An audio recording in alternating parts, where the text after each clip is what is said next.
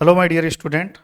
हमारा जो है धान चल रहा था, है ना। धान पढ़ रहे थे और हमने देखा था लास्ट जो है 2 क्लास हो चुकी हैं धान की। ये तीसरी क्लास है जिसमें हमने लास्ट क्लास में जो है डपॉट विधि के बारे में पढ़ा था।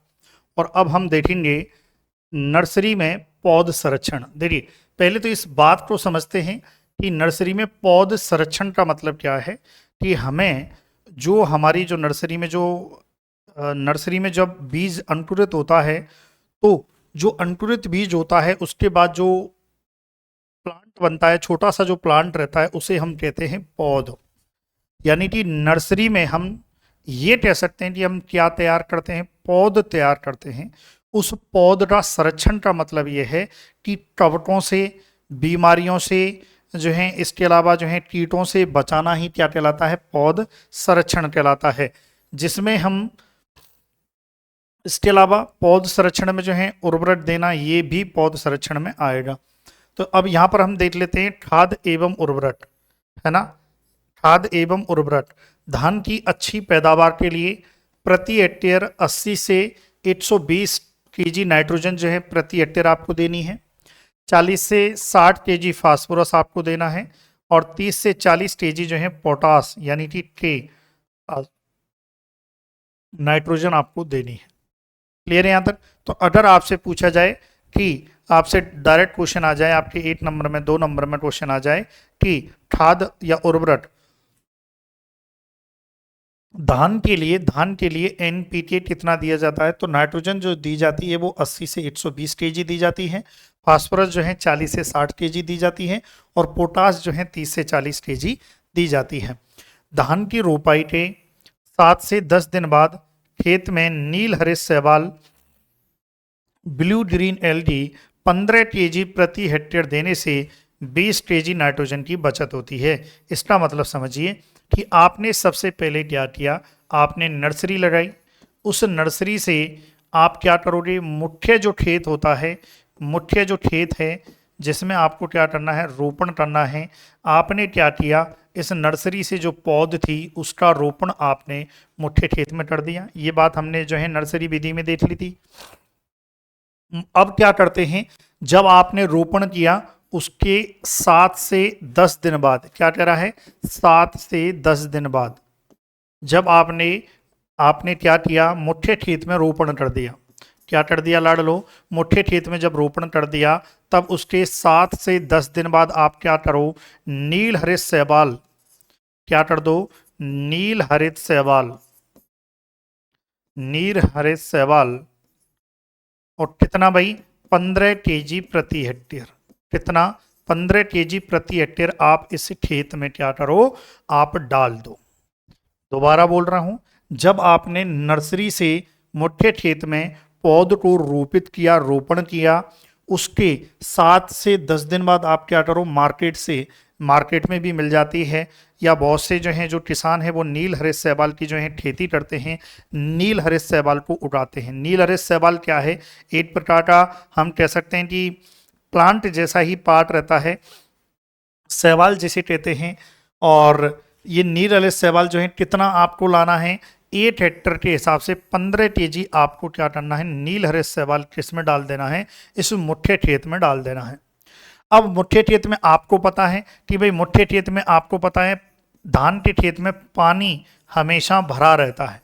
ये भी ध्यान रखें, धान के खेत में क्या होता है, भरा रहता है, पानी हमेशा भर के रखा जाता है। लगभग 5 सेंटीमीटर पानी हमेशा भर के रखा जाता है। तो अब ये नील हरित शैवाल को जब हमने मुख्य खेत में डाल दिया तो ये नील हरित शैवाल क्या करेगा, वृद्धि करेगा और नाइट्रोजन फिक्सेशन करेगा, नाइट्रोजन का स्थिरीकरण करेगा। और ये कितना, 8 हेक्टेयर में लगभग 20 केजी नाइट्रोजन जो है इसको प्रदान करेगा। कितनी नाइट्रोजन प्रदान करेगा, 20 केजी नाइट्रोजन प्रति हेक्टेयर जो है कौन प्रदान करता है, नील हरित शैवाल। यानी कि नील हरित शैवाल की कितनी मात्रा, 15 केजी प्रति हेक्टेयर। यदि आपने मुख्य खेत में नील हरित शैवाल आपने डाल दिया है तो ये नील हरित शैवाल क्या करेगा, नाइट्रोजन का फिक्सेशन करेगा। और वो कितनी नाइट्रोजन को इस मुख्य खेत में फिक्स कर देगा, 20 केजी नाइट्रोजन लगभग उस हम कह सकते हैं खेत में ये प्रोड्यूस कर देगा, उत्पादित कर देगा। और इसलिए जब ये उत्पादित कर देगा तो हमें नाइट्रोजन की कम मात्रा डालने की आवश्यकता है, ज़्यादा उर्वरक नहीं डालना है। यदि आपने नील हरे शैवाल आपने डाल दिया है तो ये बात हो गई। चलिए बहुत बढ़िया भाई, यहाँ से भी क्वेश्चन आ सकता है। जब मैं आपको क्वेश्चंस बनाऊंगा 12वीं क्लास में तब आपको और समझ में आएगा। देखिए मैं फिर बता दूं, आप यदि नए हैं तो आप हमें ट्वेल्थ एग्री करके आप हमारे व्हाट्सएप ग्रुप में आप ऐड हो जाएं। यदि आप 12वीं क्लास की तैयारी कर रहे हैं, 12वीं के साथ आप जेट और सीयूटी की तैयारी कर रहे हैं, तब आप इसमें आप ऐड हो जाएं। अगला क्वेश्चन क्या कर रहा है, जस्ते की कमी से। देखिए जस्ते को ही क्या कहा जाता है, जिंक कहा जाता है, जिसे ZN से लिखा जाता है। तो ये भी क्वेश्चन आता है, very very very very very important, कि जिंक की कमी से कौन सा रोग होता है, ठहरा रोग होता है, किस में होता है, धान में होता है। धान में जैसे जब मैंने सीयूटी और जेट के लिए मैंने बाकायदा इसको डिटेल में पढ़ाया है कि धान का जो ठहरा रोग है 1966 में पंतनगर में बाई एल नेने के द्वारा जो है इसको देखा गया था, खोजा गया था। जो जिंक की कमी से होता है, इसे एफी रस्ट भी कहा जाता है इस ठहरा रोग को। ये पूरी डिटेल मैंने जेट और सीयूटी के कोर्स में करवा दी है। अगर आप जेट और सीयूटी का भी कोर्स लेना चाह रहे हैं तो एग्री पावर जयपुर कोचिंग से आप ले सकते हैं। जस्ते की पूर्ति के लिए 0.5% जिंक सल्फेट का डोल छिड़काव करना चाहिए। यदि आपको लग रहा है सॉरी, धान के खेत में जिंक की कमी हो रही है और ठहरा रोग हो गया है, तो आप क्या करो, जिंक सल्फेट 0.5% जो है जिंक सल्फेट का आप क्या करो, छिड़काव कर दो। तो इससे क्या होगा, जिंक की कमी जो है पूरी हो जाएगी और ठहरा रोग होने के चांसेस कम होंगे। तो ये पूरा आप जो है लिखिए। देखो क्वेश्चंस में अलग से जब कराऊंगा तब आपको और समझ में आएगा ना कि अकेले धान से भी क्वेश्चन किस प्रकार से पूछे जा सकते हैं। अगला बढ़ते हैं। अच्छी उपज के लिए रोपाई से 3 से 4 सप्ताह पूर्व 20 से 25 टन गोबर की सड़ी खाद प्रति हेक्टेयर की दर से खेत की तैयारी करते समय मिट्टी में मिला देना चाहिए। इसका मतलब समझिए कि जो है, अब देखो नर्सरी से आप क्या कर रहे हो, ये जो मुठ्ठे खेत है, इस मुठ्ठे खेत में आप क्या कर रहे हो, रोपण कर रहे हो। जो पौध है, नर्सरी में जो पौध लगा दी आपने, उस पौध का आप रोपण करते हो। अब जब आप रोपण करते हैं, यही तो लिखा है, अच्छी उपज के लिए रोपाई से 3 से 4 सप्ताह पूर्व, यानी कि जब आप रोपण कर रहे हो, इस नर्सरी से मुठ्ठे खेत में जब आप पौध को रोपित कर रहे हो, उससे 3 से 4 सप्ताह पूर्व, कितने सप्ताह पूर्व, 3 से 4 सप्ताह पूर्व कितनी खाद भाई, 20 से 25 टन, 20 से 25 टन गोबर की खाद कितने टन भाई, 20 से 25 टन गोबर की खाद, जिसे इंग्लिश में क्या कहते हैं, FYM, यानी कि फार्म यार्ड मैन्योर कहते हैं। और इस गोबर की खाद को जो अच्छी प्रकार से सड़ी हुई हो, जो बहुत अच्छे से गोबर की खाद बनी हो, आप इस गोबर की खाद को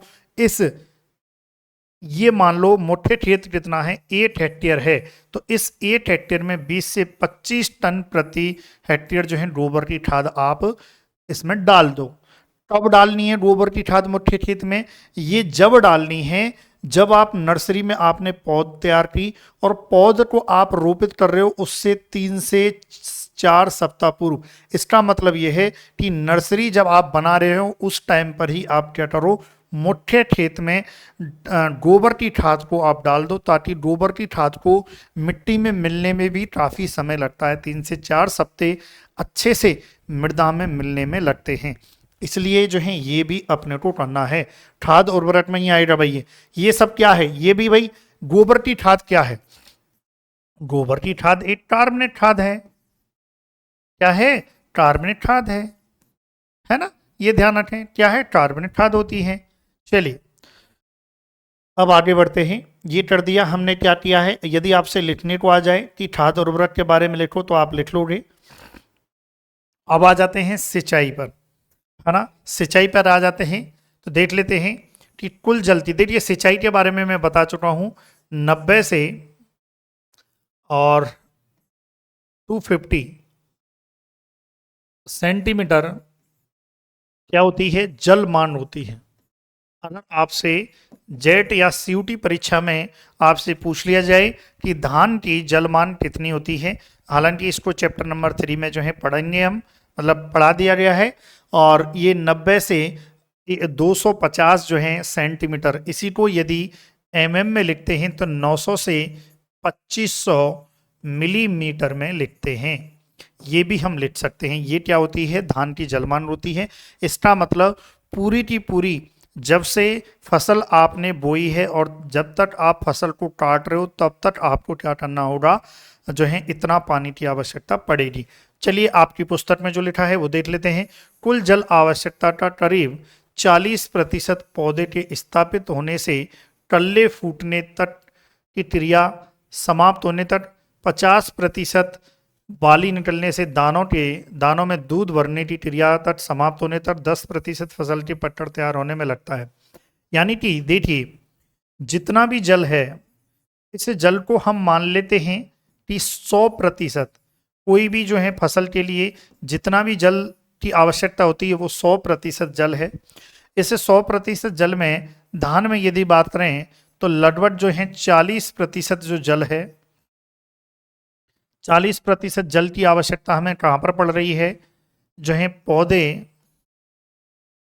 पौधे स्थापित होने से टल्ले फूटने की क्रिया समाप्त होने तक।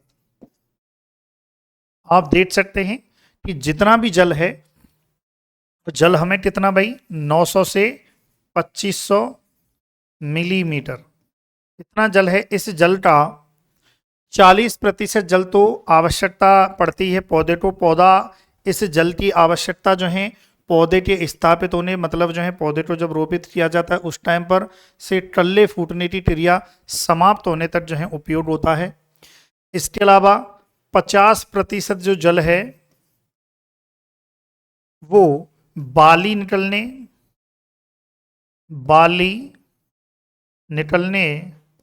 से लेकर दानों में दूध भरने की क्रिया समाप्त होने तक 50% जल यहाँ पर यूज हो जाता है। जितनी भी जल की आवश्यकता पड़ती है उस आवश्यकता में 50% जल की आवश्यकता यहाँ पर पड़ जाती है। 40% जो है स्थापित होने, टल्ले फूटने की क्रिया समाप्त होने तक पड़ जाती है। इसके अलावा 10% जो है, बचा हुआ 10% जल जो है फसल के पटकर तैयार होने में लगता है,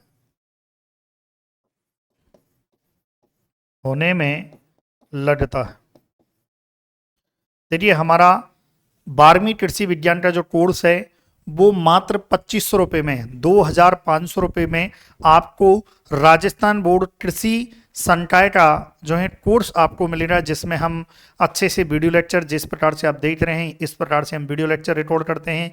इसके अलावा शॉर्ट नोट्स भी हम रिकॉर्ड करते हैं, आपको देते हैं। इसके अलावा हम प्रैक्टिस भी कराते हैं। जब आपका ब्लूप्रिंट आता है, जब एग्जाम कैलेंडर आता है, ब्लूप्रिंट आता है, उसमें भी हम आपको जो है प्रैक्टिस कराते हैं। वो सब आपको हमारे Agri Power Jaipur coaching app में भी मिलेगा। क्लियर है भाई। अब देखिए, सिंचाई में जो जल होता है, इतना जल इस टाइम पर चाहिए, इतना जल इस टाइम पर चाहिए, ये ध्यान रखें। अब देखो, एक वेरी इंपॉर्टेंट है, फसल पकने से 2 सप्ताह पहले खेत में भरे हुए पानी को निकाल देना चाहिए। मैंने आपको अभी थोड़ी देर पहले ही बताया था कि धान के खेत में 5 सेंटीमीटर पानी हमेशा भरकर रखा जाता है।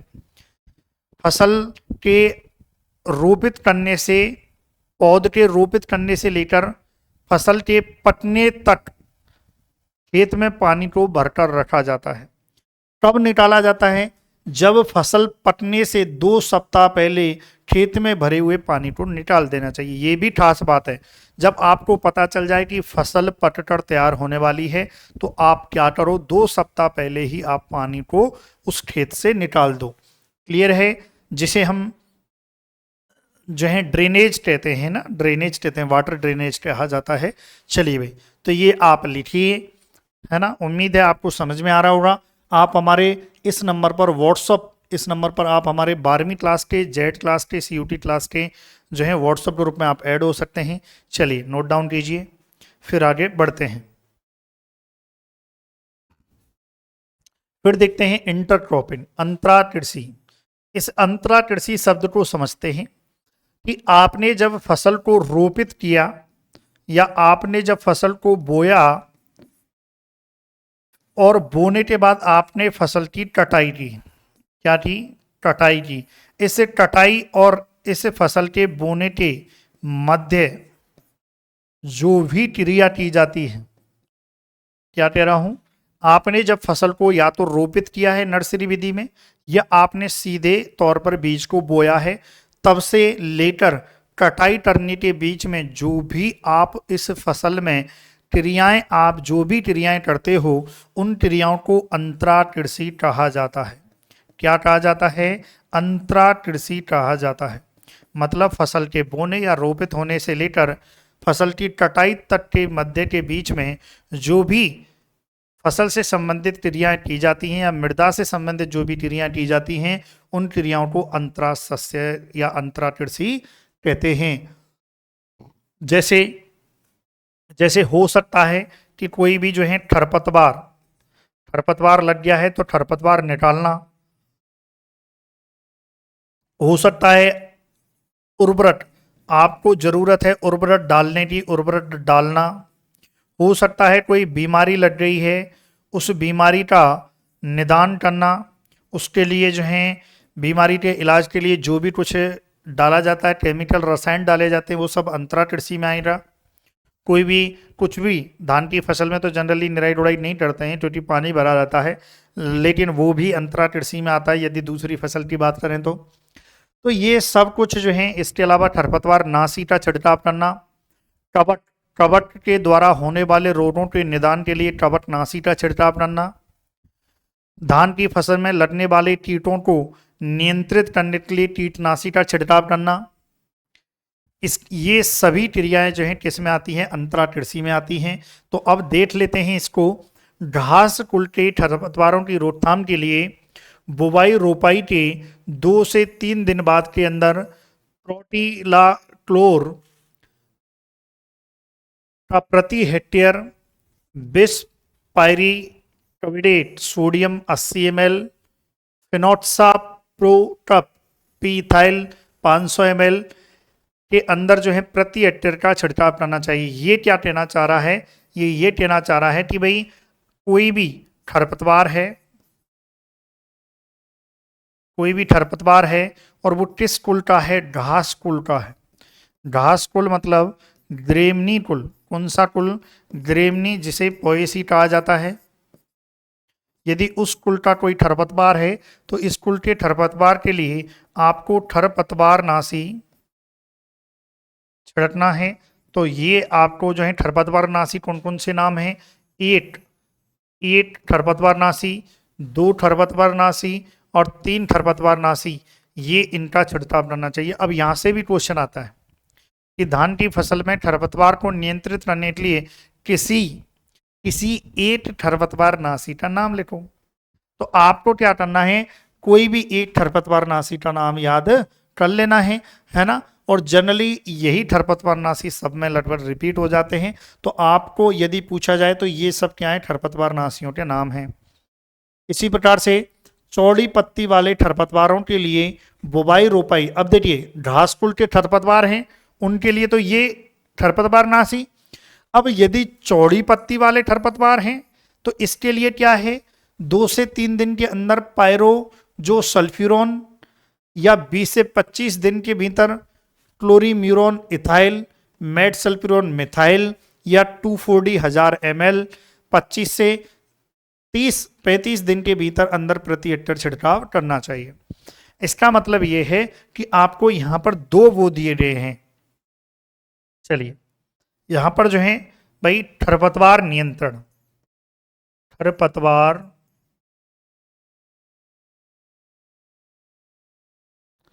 खरपतवार नियंत्रण। अगर आपसे देखो ऐसे भी आ सकता है खरपतवार नियंत्रण। अब खरपतवार नियंत्रण में एक तो आप क्या है, घास कुल के खरपतवारों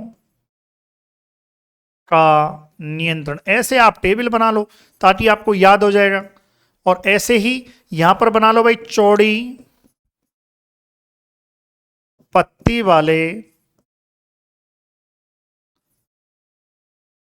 खरपतवारों का नियंत्रण, ऐसे बना लो। अब यहां पर जो है नियंत्रण के लिए यहां पर जो है आप क्या करो, खरपतवार जो नासी है उनके नाम लिख दो, है ना। ये आप स्वयं लिखो, ये आपके लिए, आप यहां से देख के स्वयं लिख दो। प्रोटिलाक्लोर और बिस्पायरिएट और सोडियम फिनोक्साप प्रोटप, ये तो आपको यहां लिखने हैं घासकुल के खरपतवारों को नियंत्रण करने के लिए खरपतवार नासी।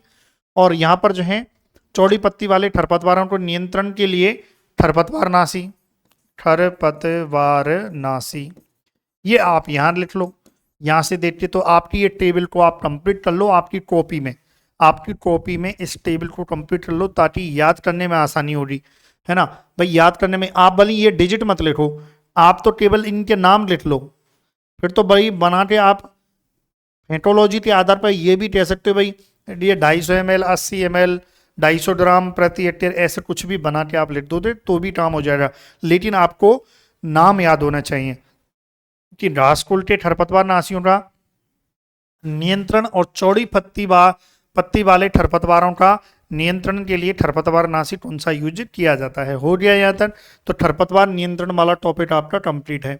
इसको आप इस टॉपिक को अंतरासस्य के आगे आप ये भी लिख सकते हो खरपतवार नियंत्रण, ये टॉपिक आप डाल सकते हो क्योंकि यही टॉपिक हमने इसमें पढ़ा है अंतरा कृषि में। ये हो गया। अब देखते हैं पादप संरक्षण कि भाई अब किस प्रकार से, यदि जैसे देखो पादप संरक्षण में या तो कीट या रोगों का हम देखेंगे। अब इसमें देख लेते हैं क्या है कीटों की रोकथाम। अब कीटों की रोकथाम के लिए क्या यूज करते हैं, कीटनाशी। अब आपको पता होना चाहिए एक दो कीटनाशियों के आपसे पूछ लिया जाए, अब यहां से क्वेश्चन कैसे बन सकता है।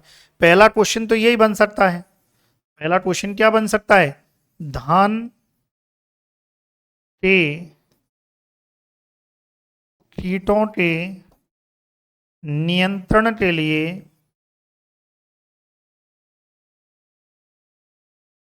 किन्हीं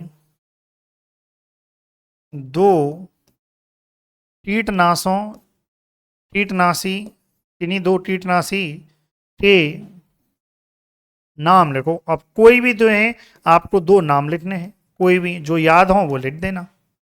अब जैसे देखिए धान में एक तो तना छेदक कीट है, फुदका है ना, ये दोनों क्या है कीटों के नाम हैं। धान में एक तो क्या लगता है, तना छेदक लगता है जो तना में छेद करता है और पूरे के पूरे पौधे को खराब कर देता है।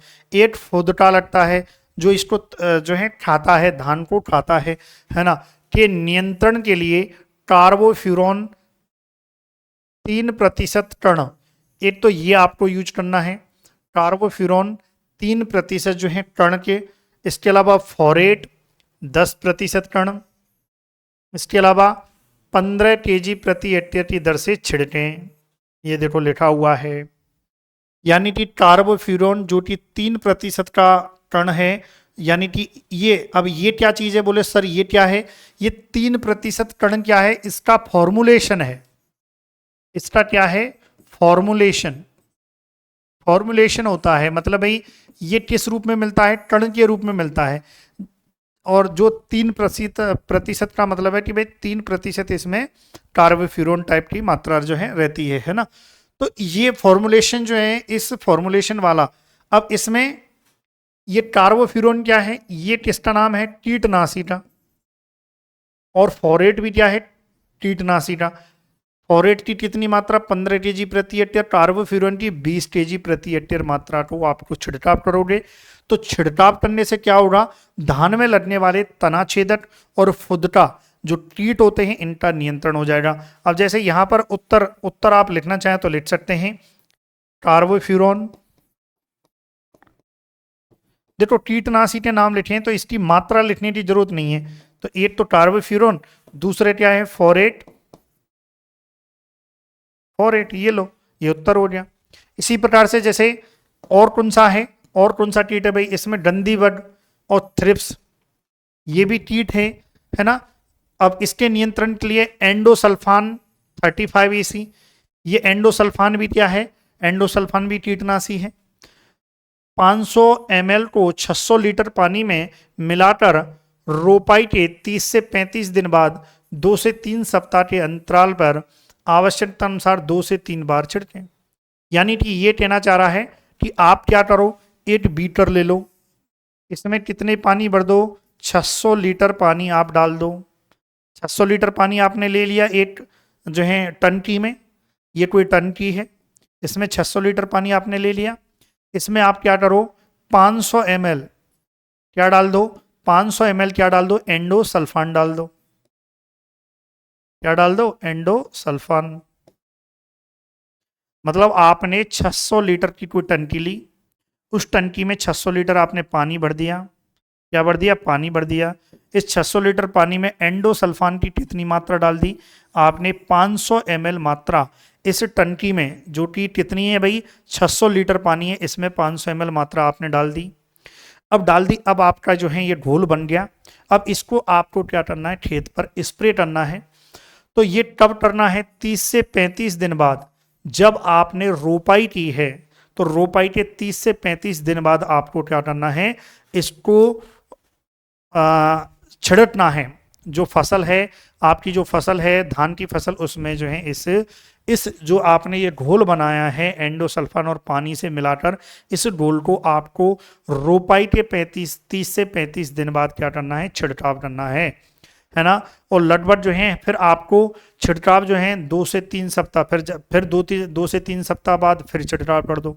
इस प्रकार से आप 2-3 बार आप छिड़काव करोगे तो ये जो डंडीबग है, थ्रिप्स है, इसका जो है नियंत्रण हो जाएगा, है ना। रोपाई के मतलब समझ गए, रोपाई का मतलब ये जो मैंने बोला ना, ये इस नर्सरी से रोपण आपने किया है, इस रोपण आपने जब कर दिया, इस रोपण करने के बाद मतलब जो पौध है उसको आपने मुठ्ठे खेत में लगा दिया। इस मुठ्ठे खेत में यदि आपने पौधे को लगा दिया, उस लगाने के 30 से 35 दिन बाद आपको क्या करना है, एंडोसल्फान का घोल बना के और छिड़काव करना है। यही तो हमने किया है, एंडोसल्फान का घोल। और ऐसा आपने को कितनी बार करना है, लगभग 2 से 3 बार हमें छिड़काव करना है। और कितने अंतराल पर करना है, 2 से 3 सप्ताह के बाद आपको छिड़काव करना है। चलिए फिर आगे बढ़ते हैं। फिर देखिए बीमारियों की रोकथाम, है ना। अब इसमें जो है बीमारियों की रोकथाम, देखिए जो विद्यार्थी 12वीं क्लास की तैयारी कर रहा है उसका भी हमारे पास कोर्स प्रारंभ है एग्री पावर जयपुर कोचिंग पर। जेट की अगर आप तैयारी कर रहे हैं, स्पेशल CUET, क्या स्पेशल जो है क्लास हमारी प्रारंभ है। यदि आप इसकी तैयारी कर रहे हैं तो आप Agri Power Jaipur coaching app से ले सकते हैं। चलिए देख लेते हैं बीमारियां। अब देखिए जीवाणु अंडमारी रोग, ये याद रखें, आपसे ये भी क्वेश्चन आ सकता है कि धान की किसी एक बीमारी का नाम लिखिए। जैसे जीवाणु अंडमारी रोग, ये धान की बीमारी होती है। फिर उसके बाद जो है ब्लास्ट एवं पत्ती धब्बा रोग, एक ये बीमारी होती है। अगर आपसे क्वेश्चन आ जाए कि धान की किसी एक बीमारी का नाम लिखो, या तो आप लिख दो जीवाणु अंडमारी रोग, या आप लिख दो ब्लास्ट या पत्ती धब्बा रोग, ठीक है, तब आपका आंसर कंप्लीट हो जाएगा। अब यदि धान के खेत में जीवाणु अंडमारी रोग लग चुका है, तब आप क्या करोगे, इसकी रोकथाम के लिए 25 ग्राम स्ट्रेप्टोसाइक्लिन, स्ट्रेप्टोसाइक्लिन की कितनी मात्रा, 25 ग्राम। ये क्या होती है, यह एक एंटीबायोटिक होती। ये याद रखना, कोई भी बीमारी, ध्यान से सुनना, ये वेरी वेरी इंपॉर्टेंट है आपकी 12वीं क्लास में। 12वीं क्लास में ये वेरी वेरी इंपॉर्टेंट है। कोई भी बीमारी जो जीवाणु के द्वारा हो रही है, यदि आपकी परीक्षा में क्वेश्चन आ जाए कि इस बीमारी का फलानी फलानी बीमारी का रोकथाम आप लिखिए, और आपको पता चला कि ये बीमारी तो जीवाणु से हो रही है, तो जो भी बीमारी जीवाणु से हो रही है उसके रोकथाम के लिए आपको एंटीबायोटिक यूज करनी है। इसका मतलब स्ट्रेप्टोसाइक्लिन यूज करनी है। ये पूरा का पूरा यूनिवर्सल है। दोबारा बोल रहा हूं, कोई भी बीमारी जो जीवाणु के द्वारा हो रही है उसकी रोकथाम के लिए आपको एंटीबायोटिक का यूज करना है, जैसे कि स्ट्रेप्टोसाइक्लिन है, इसका आपको यूज करना है। वो भी कितना, 25 ग्राम प्रति हेक्टेयर की दर से 500 लीटर पानी में घोल बनाकर दवा का छिड़काव 10 से 15 दिन के अंतराल पर 2 बार करना चाहिए। कितनी बार करना चाहिए? 2 बार। सेम वही, आपने बीटर लिया, इसमें जो है कितना पानी, 500 लीटर आपने पानी लिया। इस 500 लीटर पानी में क्या आपने क्या डाला, 25 ग्राम आपने क्या डाली, स्ट्रेप्टोसाइक्लिन डाली और घोल बना लिया। इस घोल को आपको क्या करना है, जब जीवाणु अंडमारी रोग पौधे में आ चुका है तब आपको इसको छिड़काव करना है। कितनी बार छिड़काव करना है? 2 बार छिड़काव करना है। कितने दिन के अंतराल पे? 1 बार छिड़काव कर दिया, फिर 15 दिन बाद और दोबारा से आप घोल बना के छिड़काव कर दो। तो यदि ऐसा आप करते हैं तो जीवाणु अंडमारी रोग से निदान हो जाएगा। तो अगर आपसे पूछ लिया जाए कि धान में जीवाणु अंडमारी रोग का रोकथाम आप लिखिए, तो आपको लिखना है कि 25 ग्राम स्ट्रेप्टोसाइक्लिन को 500 लीटर पानी में घोलकर 10 से 15 दिन के अंतराल में 2 बार छिड़काव करना चाहिए। ये लो रोकथाम हो गया, है कि नहीं। ऐसे ही ब्लास्ट और पत्ती धब्बा रोग का प्रकोप होते ही 8 से 8.5 जो है 8 से 8.25 केजी मैनकोजेब, ये मैनकोजेब क्या है, ये कवकनाशी है। कवकनाशी, इसको कवकनाशी क्यों कहते हैं? क्योंकि ये जो पत्ती धब्बा रोग जो ब्लास्ट है, इसका रोग कारक क्या होता है? रोग कारक जो है एक कवक होता है। यानी कि ब्लास्ट और पत्ती धब्बा रोग किसके द्वारा रोग होते हैं? ये कवक यानी कि फंजाई के द्वारा ये रोग उत्पन्न होता है। जब ये कवक के द्वारा होता है तो कवक को मारने वाला क्या कहलाएगा? कवकनाशी कहलाएगा। तो इसलिए जैसे ही ये रोग आपको फसल में देखने को मिल जाए, तब आप क्या करना, 8 से 1.25 केजी आप क्या करना, मैनकोजेब लेना, जो कि एक कवकनाशी, इसको ले लो, या 500 ml कार्टेजिन का घोल बनाकर छिड़काव करना चाहिए। कार्टेजिन भी क्या है? एक कवकनाशी है। कार्टेजिन भी क्या है? एक कवकनाशी है। तो याद रखना है, मैनकोजेब या कार्टेजिन का घोल बनाकर आपको छिड़काव करना है।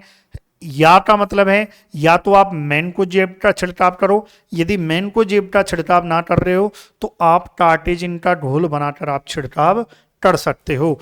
और इसका छिड़काव 15 दिन बाद करें, यानी कि 15 दिन के अंतराल में आप छिड़काव कर सकते हो। तो इस रोग से बचाव हो जाएगा। देखिए, ये आप समझ, उम्मीद है आपको समझ में आ गया होगा। अब ऐसे याद करना होगा ये सब, है ना। ये सब पूरा जो है बाई दादा मैंने जेट और सीयूटी में देखो अलग से पढ़ाया हुआ है, स्पेशल तरीके से मैंने इसको पढ़ाया हुआ है। आगे बढ़ते हैं। कटाई और Madai, harvesting and threshing. Harvesting and threshing को समझते हैं। अब क्या करना है, अब हमें क्या करना है, कटाई करनी है, और उस कटाई के बाद जो है उस धान में से भूसा को हटाना है और क्या निकालना है, चावल निकालने हैं। देख लेते हैं। जब दाने सख्त हो जाएं तो धान की कटाई करनी चाहिए। कटाई ठीक प्रकार से करने के लिए खेत से 10 से 15 दिन पूर्व पानी को बाहर निकाल देना चाहिए। ये मैंने बात बोली कि जब आपको कटाई करनी है तब आप क्या करो, 10 से 15 दिन पूर्व पानी को खेत से बाहर निकाल दो, ताकि आप जो है फसल की अच्छे से कटाई कर पाए। ठीक है। कब कटाई करनी है? जब दाने सख्त हो जाएं। अब आ जाते हैं फसल की मढ़ाई। मढ़ाई का मतलब है थ्रेसिंग। थ्रेसिंग, मढ़ाई मतलब आप क्या कर रहे हो, जो आपने कटाई की है, कटाई के बाद जो भी आपका जो है धान आया है, उस धान में से चावल यानी कि दाना, जो दाना है जो आप खाते हो, चावल जिसे चावल कहते हैं, उसमें से निकालना, चावल को निकालना ही क्या कहलाता है? थ्रेसिंग कहलाता है। तो फसल की थ्रेसिंग डंडों की सहायता से या शक्ति चालित मढ़ाई यंत्र से करते हैं। शक्ति चालित मढ़ाई यंत्र, आजकल मशीनरी आ रही हैं जिसमें आप धान को डालोगे, जो भी फसल आपने काटी है उसको आप उस मशीन में डालोगे, मशीन में जो है भूसा अलग हो जाएगा और आपका जो चावल है वो अलग हो जाएगा। ये ध्यान रखें। धान के दानों को 14% नमी रखने तक सुखाना चाहिए। ये वेरी इंपॉर्टेंट है कि जब आप, भाई सीधी सी बात है, जब आपने धान, जब आपने जो है जो दाने हैं यानी कि चावल है, जो चावल है उसको आपने क्या किया? अलग कर लिया, चावल को अलग कर लिया। अब अलग करने के साथ साथ आप इसको स्टोर करोगे।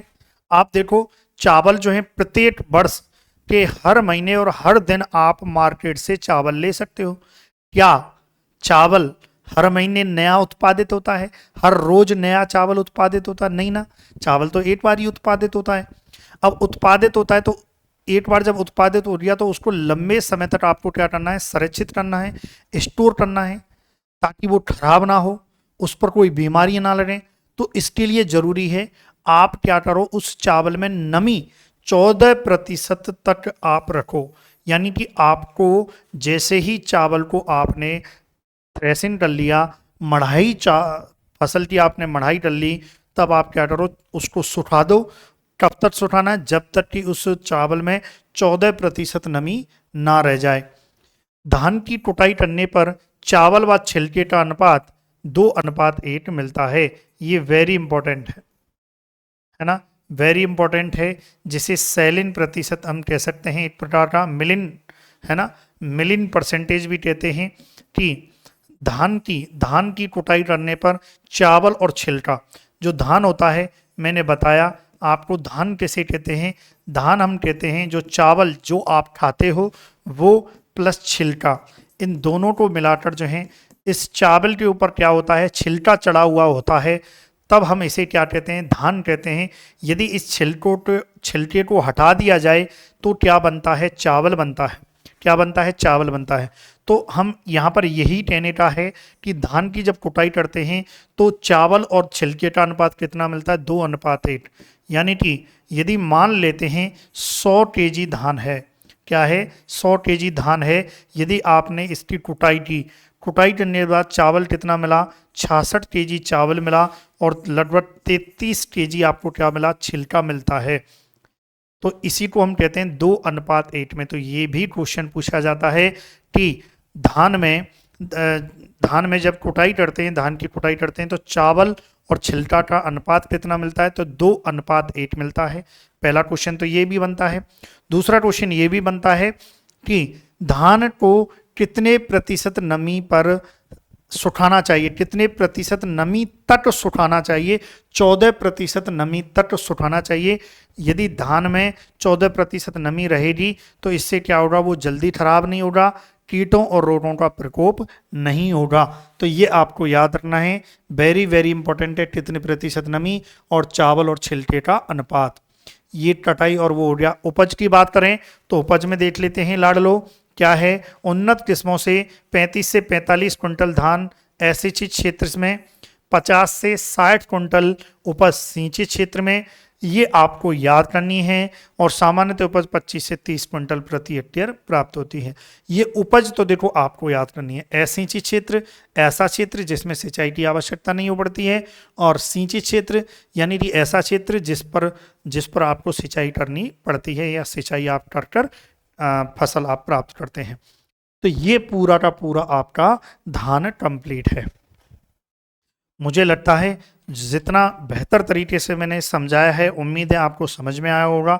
अगली क्लास में मैं आपको इसके क्वेश्चंस कराऊंगा। इससे पहले आपको क्या करना है? आपको प्ले स्टोर में जाना है।